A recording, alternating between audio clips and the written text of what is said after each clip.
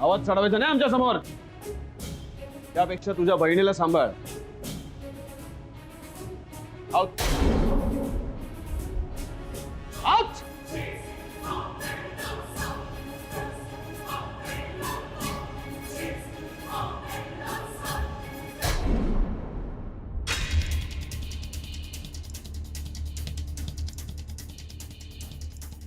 बघितलंस ते काका कसं बोलला ते, म्हणून मला इकडे यावंसं वाटत नव्हतं. मला तो बोलला ना त्याचं मला काहीच वाटलं नाही, पण काका तुला तो बोल.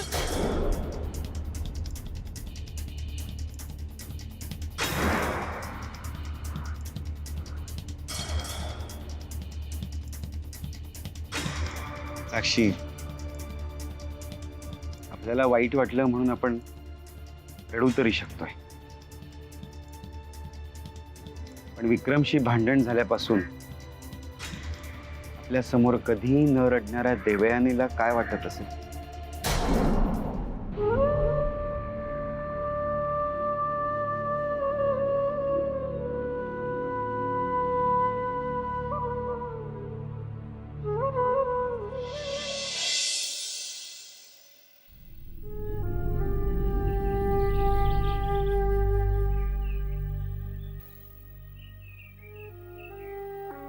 कसला विचार करतो?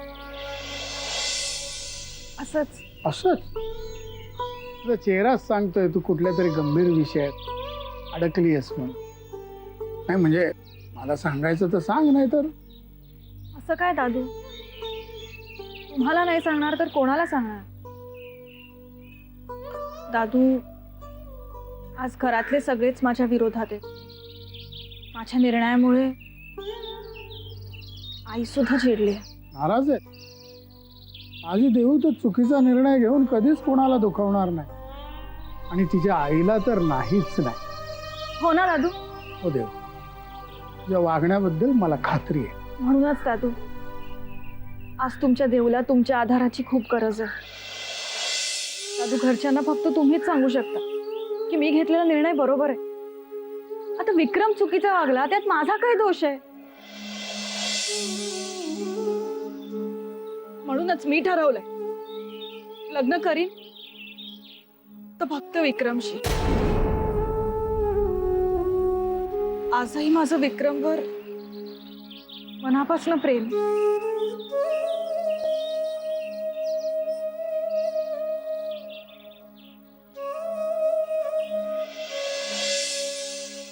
दादू, सांगा ना, मी घेतलेला निर्णय बरोबर आहे ना? दादू, तुम्हीच म्हणाला होतात आत्ता की मी कधीच चुकीचा निर्णय घेणार नाही याची तुम्हाला खात्री वाटते म्हणून. मग आता तुझ्या निर्णयाबद्दल मला खात्री वाटते, मान्य आहे मला. पण जर तुझ्या आईला आणि काकाला जर तुझा निर्णय मान्य नसेल तर मला वाटतं तू जरूर त्याचा फेरविचार करावास.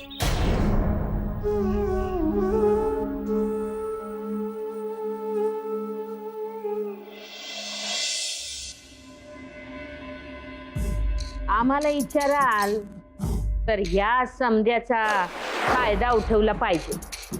कायदा तो कसा काय? विक्रमराजेंचं देवयानी संघ लगीन लावून द्या. हायकमांड तुमच्याकडं राजे शिर्के म्हणून बघत्यात, तेव्हा फक्त तुम्ही निवडून येऊन भागणार नाही हो. तुमच्या संस्थानातले समदे उमेदवार निवडून यायला पाहिजेत, नाहीतर तुमचा राजीनामा घेऊन यायची जबाबदारी पण हायकमांडनं आमच्यावरच सोपवली आहे. रणवीर,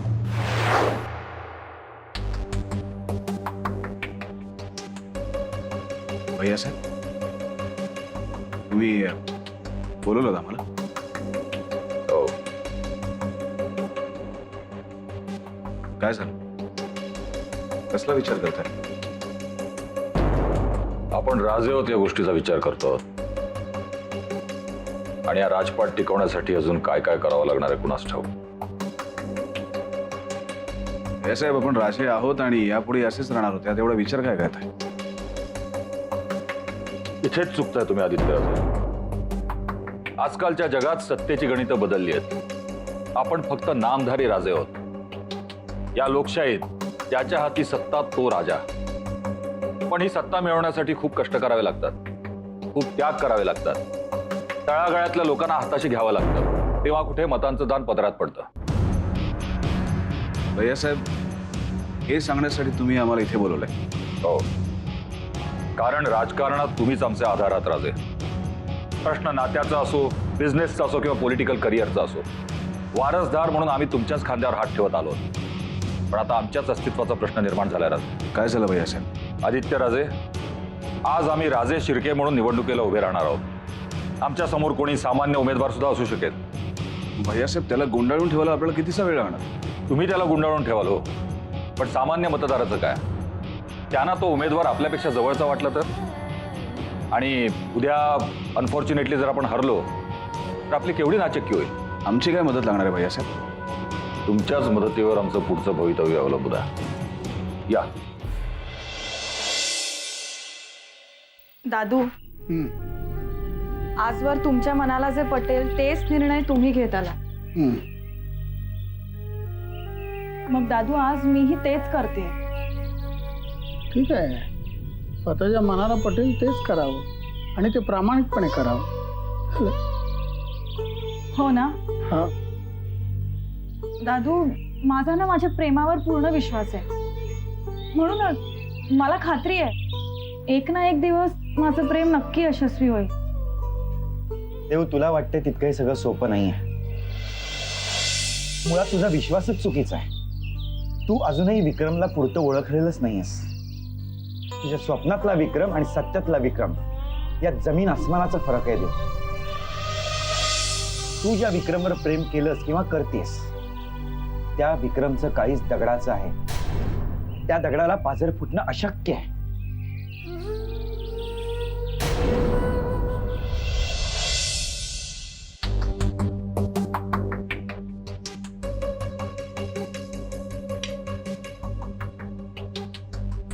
आम्ही जे काही सांगणार आहोत ते डोकं शांत ठेवून ऐका आणि त्यावर विचार करा.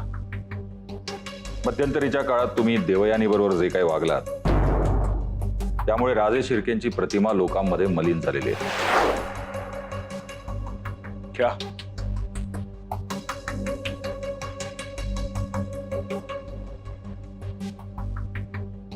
लोकांना असंही वाटतंय की राजे शिर्केंना सामान्य माणसाबद्दल आत्मीयताच नाही आणि विरोधक सुद्धा या गोष्टीचा इशू करतात.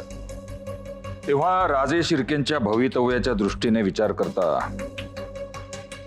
आम्हाला वाटतं तुम्ही देवयानी बरोबर लग्न करावं.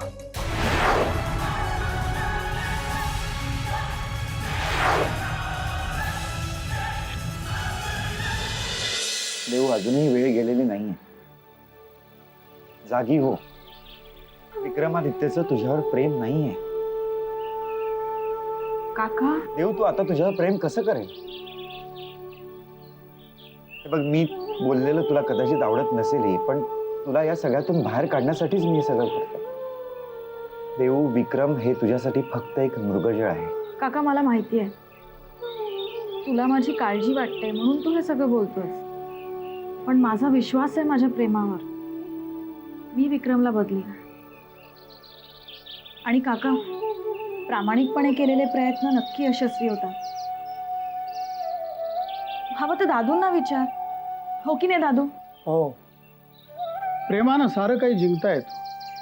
अगदी माणसाचा तिरस्कारही प्रेमापुढं का पडतो. म्हणून स्वतःवर तर प्रेम करावं, पण दुसऱ्यावरही करावं. बघ काका, दादूंनाही तसंच वाटतं.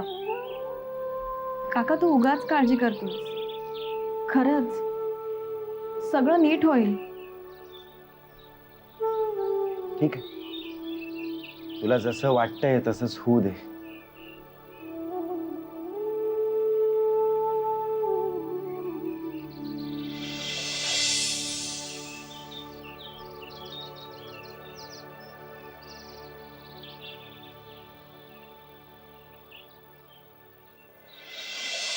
आम्हाला वाटतं तुम्ही देवयानी बरोबर लग्न करावं.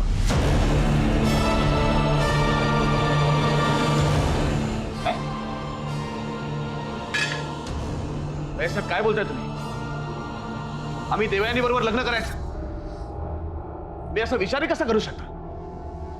भैयासाहेब, तुमच्या पॉलिटिकल करिअरसाठी तुम्ही आम्हाला शहीद करू नका. आदित्य राजे,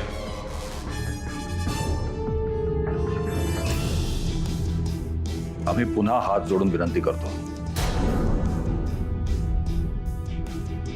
आम्ही हे सर्व फक्त आमच्या पॉलिटिकल करिअर करता करत नसून राजे शिर्के घराण्याचा मान सन्मान परत मिळवण्याच्या उदात्त हेतूने करतोय. फक्त व्यवसायाने इंडस्ट्रियलिस्ट आणि नावाने राजे असून भागत नाही. आणखीन एक गोष्ट, आम्ही तुम्हाला देवयानी बरोबर लग्न करायला सांगतो आहोत, बंधनात अडकायला सांगत नाही आहोत. राजमहालातल्या इतर नोकरांबरोबर ती एखाद्या कोपऱ्यात मुकाटपणे पडून राहील. 2 वेळचं जेवण तिला नक्की मिळेल. पण तुमच्याबरोबर लग्न झालं त्या एका बातमीमुळे आपल्याला केवढा फायदा होईल याची तुम्हालाही कल्पना आहे.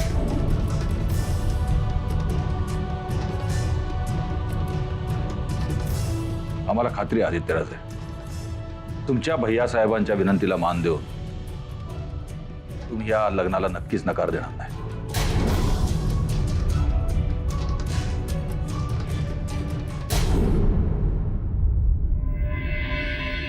प्रेम होतं तुमचं एकमेकांवर. विक्रम असा कसा बदलू शकतो?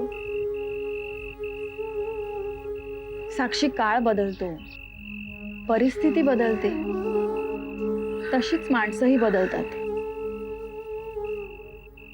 पण मनापासून केलेलं प्रेम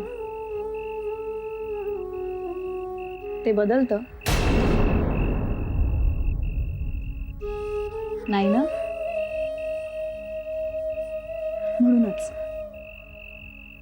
म्हणूनच एवढं सगळं घडूनही आजही माझं विक्रमवर खूप प्रेम आहे.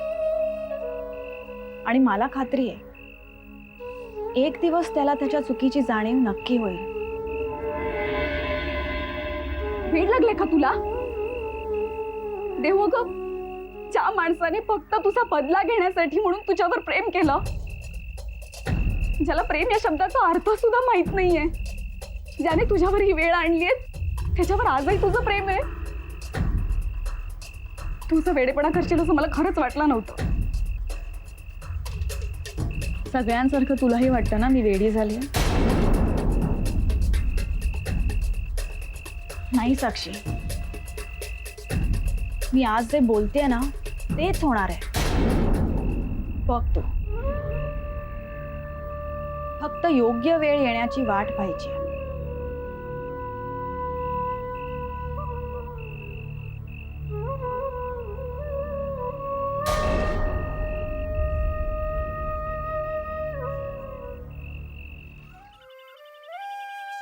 गोदा काकू,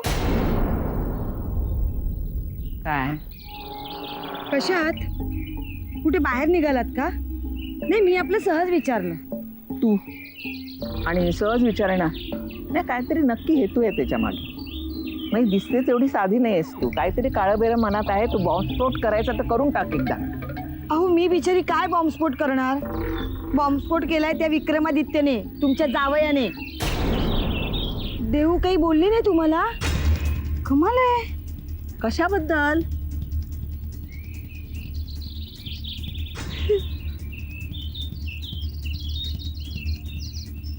अभिलाषा, अगं बोल ना. तुम्हाला म्हणून सांगते हा, कुणाजवळ बोलू नका. नाही, उगाच आपल्या देऊची बदनामी होईल ना. देऊची बदनामी कोण आणि कशाला करणार? अगं काय ते स्पष्ट सांग ना. अहो, त्या विक्रमादित्यने देवयानीला लग्नासाठी नकार दिला. फसवलं हो तिला आणि आपल्यालाही. उगाच काहीतरी बोलू नकोस हं. नाहीतरी तिचं सुख तुला बोचतच होतं. म्हणून हे असं बोलायचं? विश्वास बसत नाही ना? आमचाही बसत नव्हता, पण जेव्हा देवयानीने सांगितलं तेव्हा विश्वास बसला. देवयानीने सांगितलं? हो ना. काय करणार बिचारी, किती दिवस लपवून ठेवणार. मी निघते, तुम्ही जरा तिला भेटून घ्या. खचली हो पोरगी. मला बरीच काम आहेत. मी निघते हा.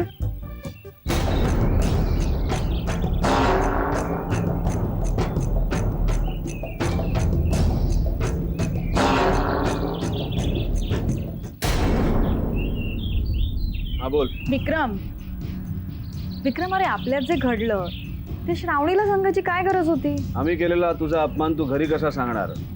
हा प्रश्न आम्ही आधीच सोडवला. त्याबद्दल आमचे आभार मान.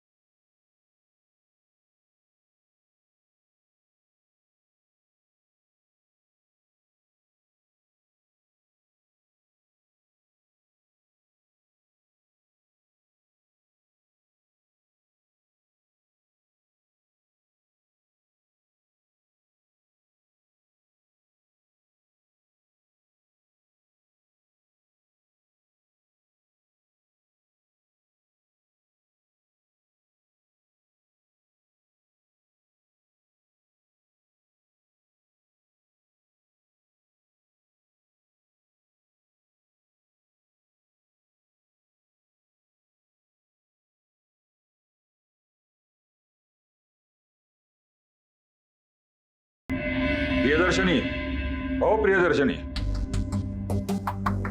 विक्रमादित्यांनी देवयानी बरोबर लग्नाचा निर्णय घेतलाय. काय एवढा मोठा निर्णय असा अचानक? म्हणजे इतकं सगळं घडून गेल्यानंतर कसं शक्य आहे? शक्य आहे. बसा. प्रियदर्शनी, आतापर्यंत आम्हाला सगळ्या राजे शिर्केंना तुम्ही स्वार्थी समजत होतात. तुम्हाला असं वाटतं की आमचं सगळ्यांचं काळीच दगडाचं आहे, पण आमच्यात सुद्धा माणुसकी जिवंत आहेत हे तुम्ही विचारातच घेत नाही. कसं विचारात घ्यायचं आम्ही? यापूर्वी विक्रम भाऊजींनी देवयानी बरोबर प्रेमाचं नाटक केलं, त्यावेळेला कुठे गेली होती ही माणुसकी? विक्रमादित्यांनी देवयानी बरोबर प्रेमाचं नाटक का केलं हे तुम्हाला चांगलंच माहिती आहे. पण हे नाटक करता करता ते स्वतःच तिच्या प्रेमात पडले आणि घडल्या प्रकारानंतर देवयानी त्यांच्यापासून दूर गेल्यावर तिच्याशिवाय राहणं त्यांना शक्य झालं नाही. आम्ही तुमच्या बोलण्यावर विश्वास ठेवायचं जरी ठरवलं तरी विक्रम भाऊजींचा एकंदरीतच स्त्री जातीबद्दल जो राग आहे त्याचं काय? त्यांच्या मनातल्या रागावर देवयानीच्या प्रेमानं मात केली असंच आता म्हणावं लागेल. तुमचं आणि साईमांचं काय मत आहे? आम्हाला हे सगळं मान्य आहे आणि साईमांची काही हरकत नाही. खरंच? कुठं निघालं? विक्रम भाऊजींना भेटायला. त्यांना तुम्ही नंतरही भेटू शकता. आता तयारीला लागा. तुम्हाला आमच्या बरोबर प्रचार दौऱ्याला यायचं.